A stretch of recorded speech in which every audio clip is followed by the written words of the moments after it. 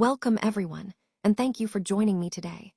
I'm excited to kick off our presentation with a focus on international organizations. The title of our session is International Organizations, and we'll also explore the purpose, history, and some of the key challenges they face. Over the course of this presentation, we'll look at different types of international organizations, their powers, and take a closer look at the United Nations, its main organs and the hurdles it encounters. So, let's get started and dive into this fascinating topic together. Now, in this part of our lesson, we will focus on studying global international organizations, paying special attention to the history and functions of the United Nations and its various organs. As we explore these topics, you'll come to understand why these different organs are necessary and how they work together to manage international issues. We'll also look at some of the challenges the United Nations faces in fulfilling its roles.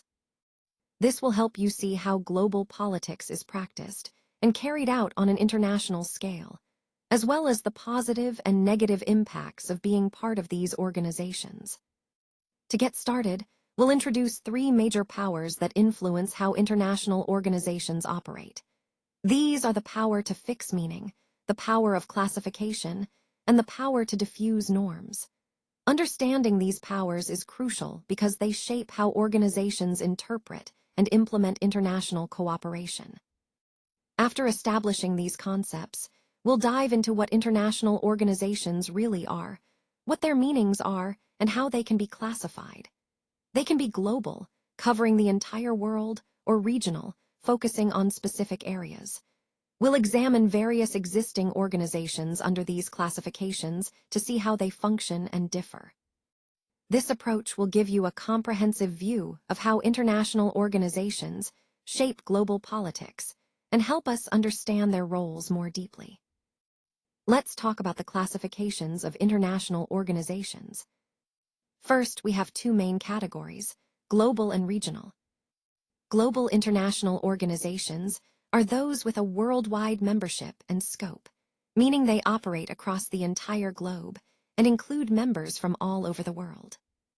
On the other hand, regional international organizations focus on a specific geographic area or region. This could be something like the European Union or the African Union, which work primarily within their own regions. Now, when we refer to international organizations, especially those with universal membership of sovereign states, we often call them international organizations, or IOs. These organizations are usually established through treaties that grant them legal standing, so they have a formal, legal basis for their existence and actions. And because they are recognized under international law, they have the ability to make agreements not only with their member nations, but also with each other. So, understanding these classifications helps us see how different organizations are structured and operate within the international system, which ties into the overall theme of how global cooperation is organized and governed. Regional international organizations are institutions that are open only to member states from a specific region. For example, we have groups like the European Union, the African Union, and the Organization of American States. These organizations are usually established through treaties among their member countries, which give them a formal international legal status. This means they can enter into agreements and take collective actions. It's also interesting to note that some organizations are formed based on particular criteria, not just geography. For instance, the Commonwealth of Nations is based on historic ties and shared history. The Organization for Security and Cooperation in Europe focuses on economic development and security cooperation. And then there's the Organization of the Islamic Conference, which is centered around religion. Overall, these organizations play a crucial role in regional cooperation, security, and development, and they help countries work together more effectively within their regions. This ties back to the broader theme of how international organizations foster collaboration among states to address shared challenges. Global international organizations are entities that operate across the entire world, connecting countries and people on a global scale. They can be found in virtually every corner of the globe, and their presence has grown significantly since World War II, reflecting the increasing need for international cooperation. These organizations often have offices in multiple countries, which helps them coordinate efforts and implement policies more effectively across different regions. Some of the most well-known examples include the United Nations, which promotes peace and development, the Organization for Security and Cooperation in Europe, focused on security and stability, the Bank for International Settlements, facilitating international financial cooperation, the Council of Europe, which works on human rights and democracy, the International Labour Organization, dedicated to workers' rights, and Interpol, the international police organization that helps fight crime globally. These organizations play a crucial role in maintaining global stability, fostering collaboration, and addressing issues that transcend national borders, all of which are essential in our interconnected world. These powers allow international organizations, or IOs, to shape the global landscape and influence how states and other actors behave. By defining categories and meanings that structure international relations, IOs can have a major impact on the policies and priorities of their member states. Essentially, they help set the frameworks within which international interactions take place. Additionally, IOs use their normative authority to promote new ideas and practices, which can drive significant change on a global scale. This means they're not just passively observing, they actively shape norms and standards that influence global behavior. Michael Barnett and Martha Finnemore, through their research in sociology and anthropology, have shown that IOs exercise power because of their culturally constructed status as sites of authority. They've identified three main types of this power. First, classifying the world by creating categories of actors and actions. Second, fixing meanings in the social world to shape how we understand different issues. And third, articulating and spreading new norms, principles, and actors across the globe. So, in the context of our overall theme, these powers highlight how IOs are key players in shaping international norms, categories, and meanings, which ultimately influence global politics and cooperation. Let's talk about how bureaucrats legitimize their exercise of power. They often do this by referencing rules and regulations, even when those rules might seem arbitrary or ignore individual circumstances. This is a key way they justify their authority. Now, this process of classification can have serious consequences. For some people, it can be identity-defining, shaping how they see themselves, or even life-threatening in extreme cases. A good example is the definition of refugee, which is a specific category that must be distinguished from other types of displaced individuals. The way these categories are defined can make a huge difference in people's lives. What's really important to understand is that the ability to classify objects and shift those definitions is a major source of power for bureaucracies. They use this power to create order, to understand social worlds, and to maintain control. Often, they treat classification as a matter of following rules and regulations, rather than considering the individual circumstances of those affected by these decisions. So, in essence, bureaucratic power over classification isn't just about sorting things into categories. It's about shaping social realities and exercising control through the power to define and redefine identities and statuses. This is a crucial aspect of understanding how bureaucracies influence society and individual lives. Let's discuss how the power to fix meanings is closely tied to the classification process. Essentially, the ability to assign specific meanings to situations helps us define what is considered acceptable action. This is a powerful dynamic because it shapes the boundaries within which actors, especially international organizations, operate on the global stage. Now, when we look at balancing power, it's important to recognize that international organizations don't act in isolation. Their organizational resources, such as expertise, authority, and networks, play a significant role in shaping the discourse around key issues. For example, after World War II, the concept of development sparked the creation of a vast international apparatus. This framework has since influenced both domestic and international politics, demonstrating how powerful ideas can expand their reach over time. This brings us to the idea of shaping discourse. International organizations have the capacity to fix the meanings of important terms and concepts used globally. By nomming and labeling social contexts, they set the parameters and boundaries of what is seen as acceptable or legitimate action. In other words, they don't just describe the world, they actively define it. This power to fix meanings is a core source of influence because it helps establish the norms and expectations that guide behavior on the international stage. Many international organization elites see themselves as missionaries of our time, armed with a strong belief in progress and a clear idea of how to create a better life for all. They don't just work within states, they actively shape how states exercise their power. Their goal is to spread their global values and norms across the world. Think of international organizations as eager messengers. They want to share their expertise and influence. They act like conveyor belts, transmitting ideas about what constitutes good political behavior. This isn't accidental, it's a deliberate part of their mission. They aim to establish, articulate, and transmit norms that help define what is acceptable and legitimate for states to do. This process of spreading values is powerful because it helps shape international standards. When these norms gain acceptance, they influence how states act and interact on the global stage. So, the power of international organizations isn't just in their resources or authority, but in their ability to diffuse these norms effectively. In the context of our overall discussion, understanding this role of organizations as norm transmitters helps us see how global values become embedded in national policies and practices, guiding the evolution of international order. The UN is headquartered in New York City, which serves as its central hub for global diplomacy. It has several key organs that work together to address a wide range of issues.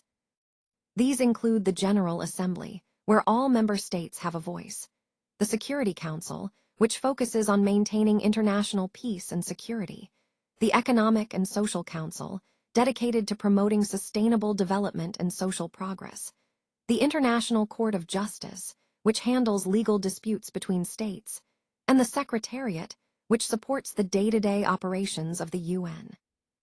These organs collaborate to tackle complex challenges, from resolving conflicts to advancing human rights and sustainable development worldwide. The United Nations itself was established in 1945, right after World War II, to foster peace and cooperation among nations.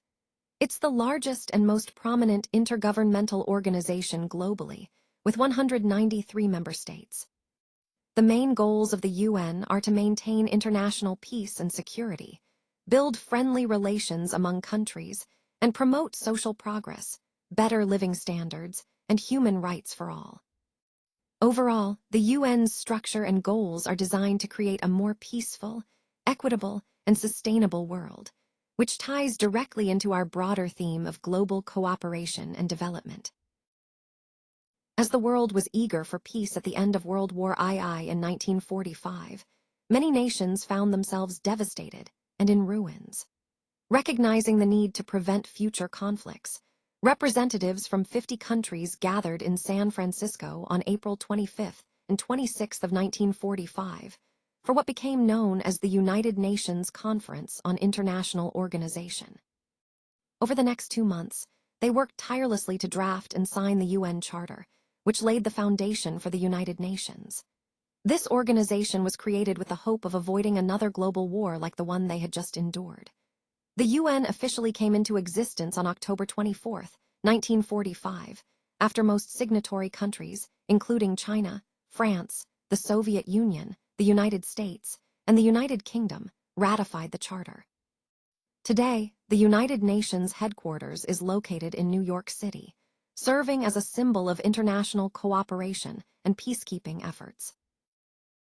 The United Nations is made up of several key organs, each with its own important role. The main one is the General Assembly, which is the heart of deliberation, policy-making, and representation. Here, every member state has a voice, making it a truly inclusive forum.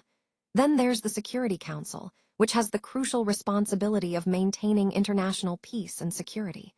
It's the body that steps in when conflicts threaten stability. The Economic and Social Council focuses on promoting development, whether economic, social, or environmental, helping to build a better future for all. The International Court of Justice acts as the judicial arm, settling legal disputes between countries and offering legal opinions.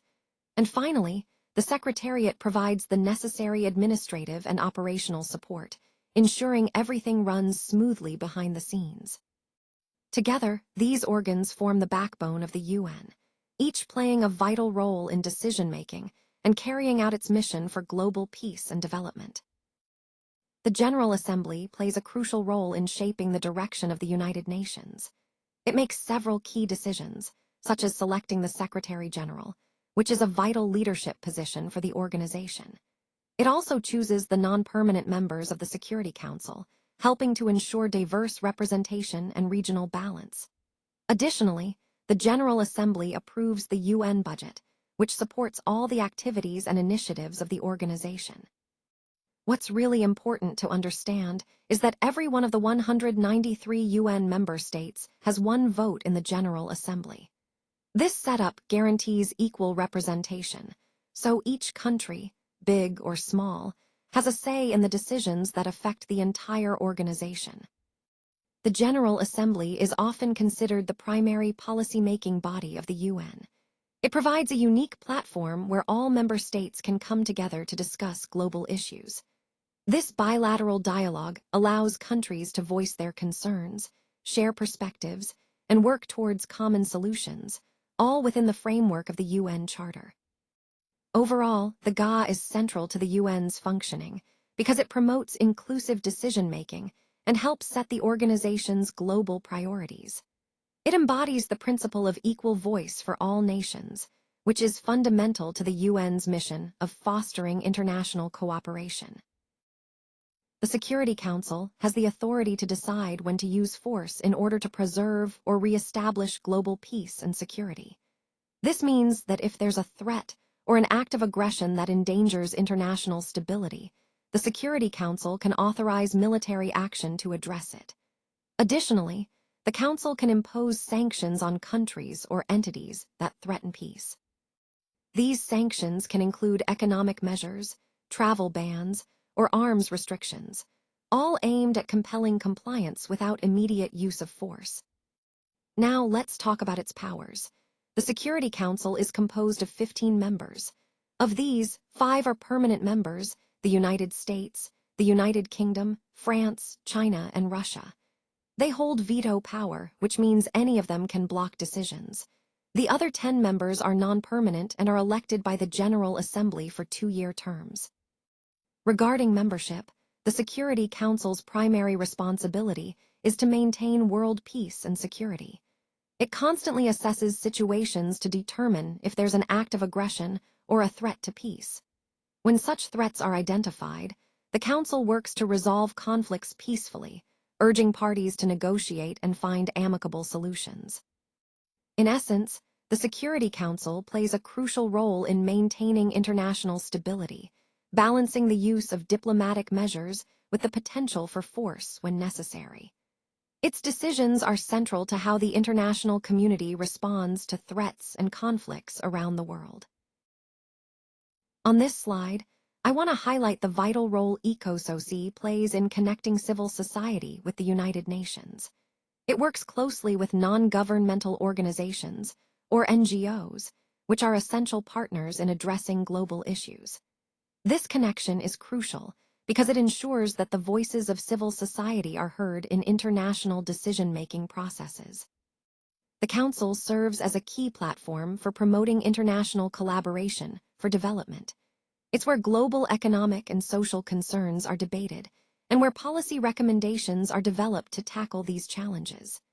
This collaborative approach helps align efforts across countries and organizations to create meaningful impact.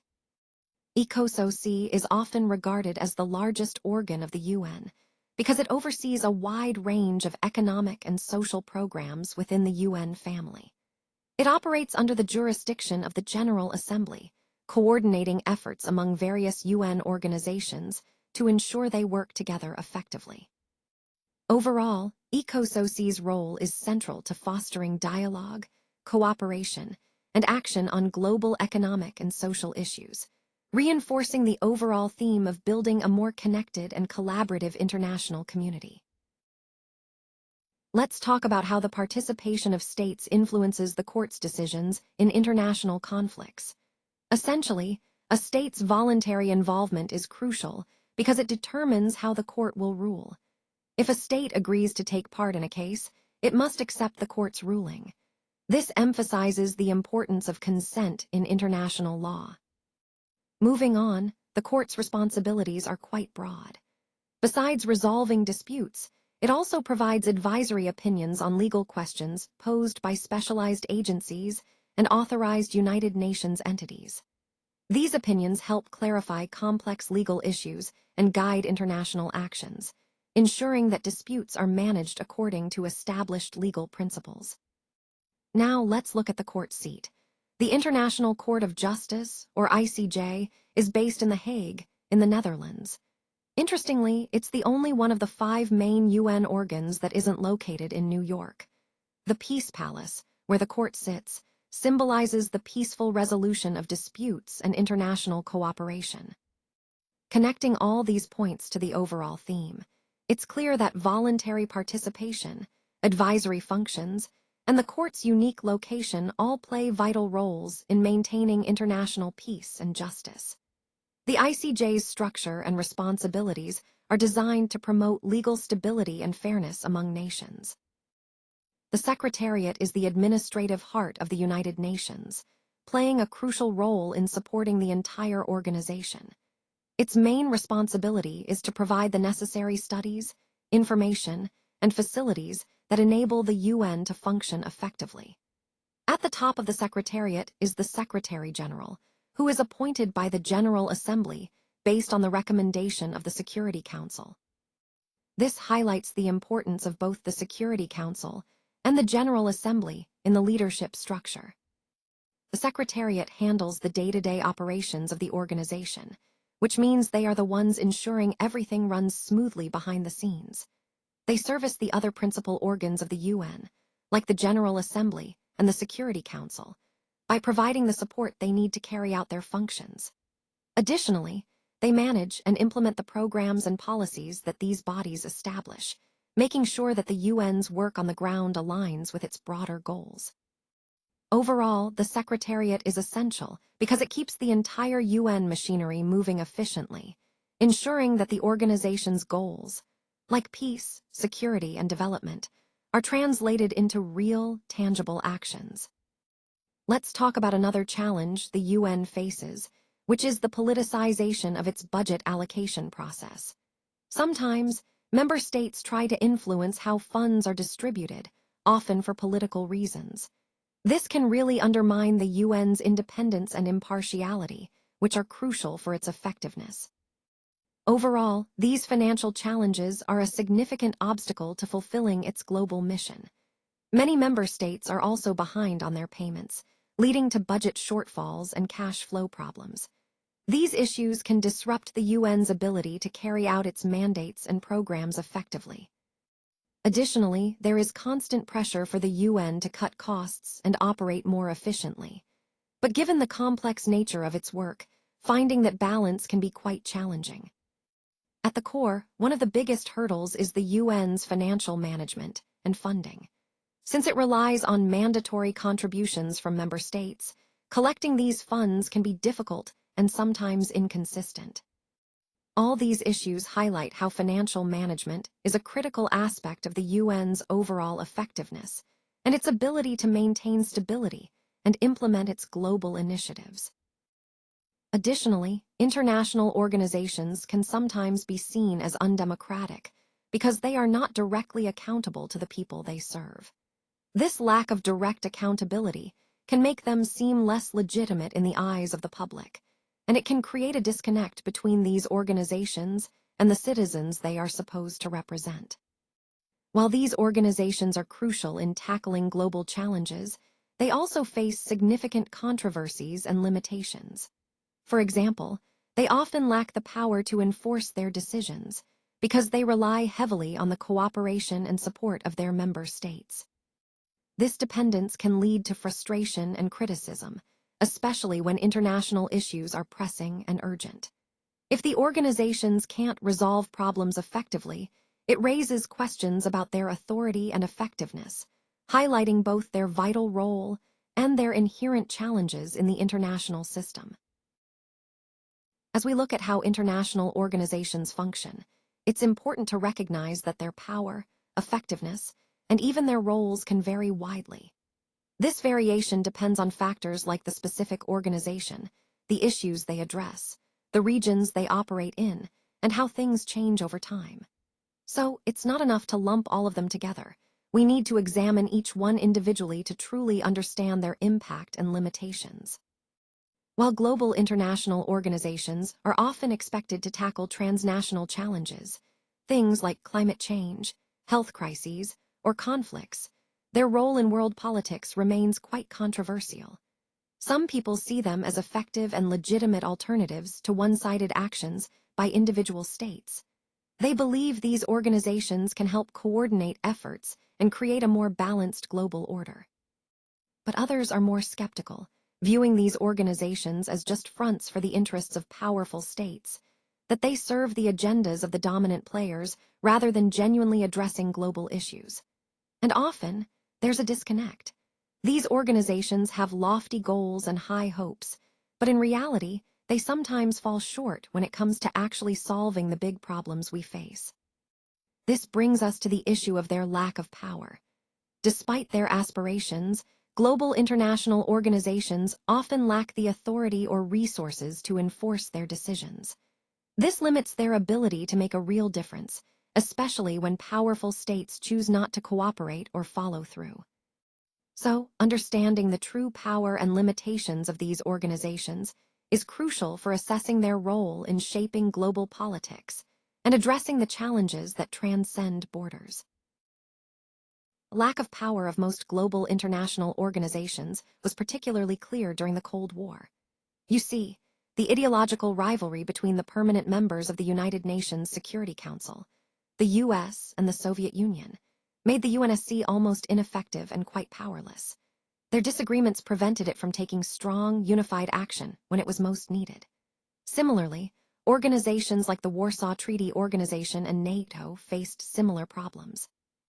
Their actions were often limited by the interests of their member states, especially the superpowers. This situation allowed the superpowers to pursue their own goals, such as engaging in the nuclear arms race, without any meaningful deterrence from these organizations. It highlights how dependent these organizations are on their member states, and how, in many cases, they can be used as tools to advance specific foreign policy objectives rather than acting as truly independent or neutral entities.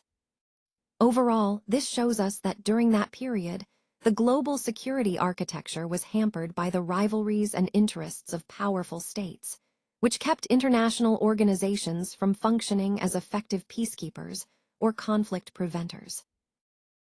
Despite these obstacles, international organizations continue to be essential players in our global community. They help foster dialogue between nations, resolve conflicts, and work towards shared goals that benefit everyone. As our world becomes more interconnected, the importance of effective and collaborative international governance will only grow.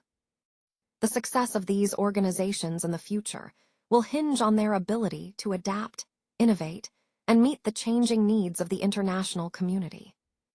In summary, the role and influence of global organizations like the United Nations are truly significant. They are crucial in tackling global challenges, promoting cooperation among nations, and shaping the international landscape we live in. Of course, they do face major challenges, such as limited power, reliance on member states, and ongoing controversies.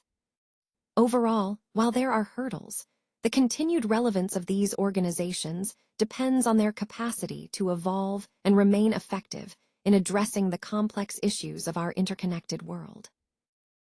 International organizations play a really vital role in keeping our world peaceful, orderly, and sustainable.